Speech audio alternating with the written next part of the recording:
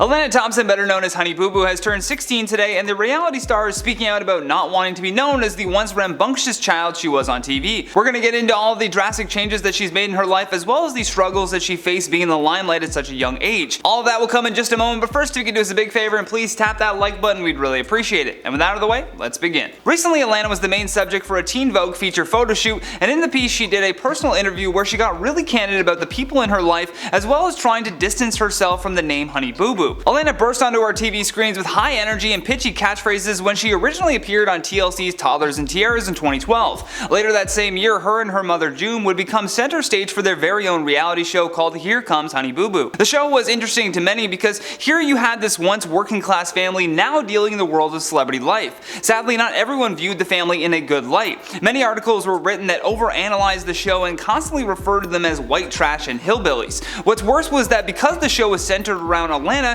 she was also the subject of very harsh criticism. The coverage of the show at the time was so intense that Atlanta was able to essentially launch careers for her entire family while she was still a child. Even though Atlanta is much older now though, she still believes that many view her as this boisterous little girl that they first met on Toddlers and Tiaras. However, what's become difficult for her is trying to get people to separate who she is now with a character that she once played on a show. Apparently, she has even stopped saying many of her old catchphrases as a way of showing that she has finally grown up. In fact, she sees distinct differences between them and told Teen Vogue, "They are completely two different people. I would say that I do like this Atlanta now rather than the younger Atlanta." She still is a reality TV personality, but in recent iterations, the focus has become more on her mom and the rest of her family rather than having everything fall on just her alone. After news broke that Atlanta's mother June Shannon dated a convicted chomo, that led to the cancellation of Here Comes Honey Boo Boo in 2014. Sadly, one of his victims allegedly included one of Atlanta's sisters, although the controversies didn't stop there. In 2019, Atlanta's mother was arrested on possession of a controlled substance as well as paraphernalia charges, and thus her big sister Lauren was given legal guardianship over her. According to Atlanta, the family used to be together all the time, even when they weren't filming, but as June's addiction issues worsened, it drove a wedge between them.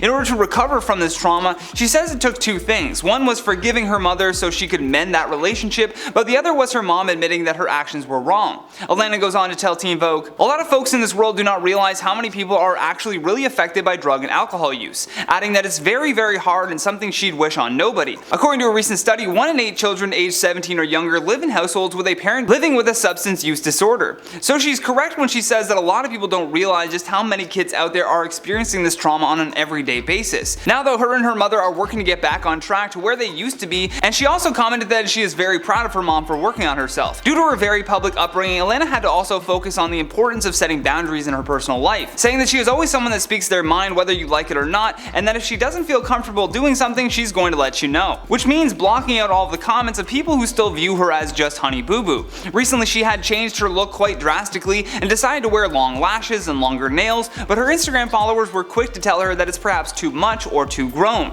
In response to that, she says, "I guess people still expect me to be little Honey Boo Boo, and I'm not anymore. Just because I'm from the South, people expect me to be all country bumpkin, out riding four-wheelers all the time, but that's not really how it is. There are so many folks on my Instagram that do not like my nails or my eyelashes, but I do not care. As long as I like myself, I'm good." Which is a fantastic view of life to have. As long as you like yourself, you're good. But the unfortunate thing for Atlanta is that it took a while to arrive at this perspective because of the amount of scrutiny she experienced as a kid. Body shaming comments were directed at her on a daily basis, but she did say she is skeptical with the idea that Gen Z is going to somehow dismantle fat phobia. She goes on to say, "I feel like my generation is probably making it worse. Everybody's all about body positivity until they see a body they don't like." Adding, "I don't understand why people think this way. Just because I got a little bit of extra meat on my bones, you want to hate me? I'll never get body shaming." The part that made me feel pretty sad upon reading this interview though is that she says she doesn't have very many friends, remarking that her only friend is probably her boyfriend, mainly because everyone she meets is usually just bragging about how they're friends with Honey Boo Boo now,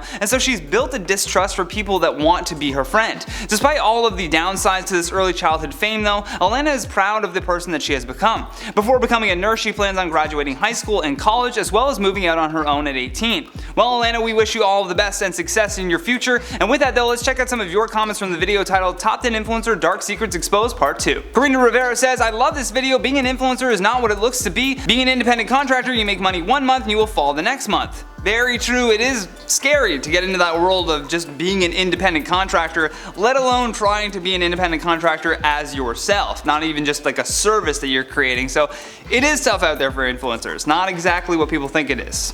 all glamorous and whatnot. It's Lola B says, this is a new and growing therapy field. These problems are real and many therapists solve this with just a log off, and for people making a living from the internet, it's not that easy. Yeah, if you make a living off the internet, you really need to set boundaries for yourself. Tell yourself that you work 9 to 5 and then log off. Do not read comments. I also highly encourage not reading negative comments. Or at least don't take them personally, you know? Rocky Girl 27 says, number 6 was the LeBrant family. I mean, I wouldn't be surprised. Thundergun 7 says, so basically influencers hate their lives too. Got it, we're all doomed. Not all of them hate their lives, just some people are complaining about it, and other people have a really great time. You know, they're passionate about things, they get an audience and a following, and they can make money, and they can help their family, so it's not all bad, we're not doomed, okay? Let's have some optimism here, glass half full. The Mindless Tuber says, I don't believe any of these so-called influencers. Hell, my neighbor is even faking their smile.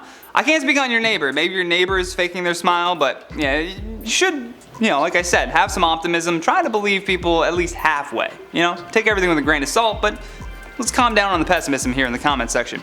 But guys, that is the end of today's video. Thank you so much for watching. I've been your host, Johnny Rogers. Until next time, stay classy, YouTube, or at least try.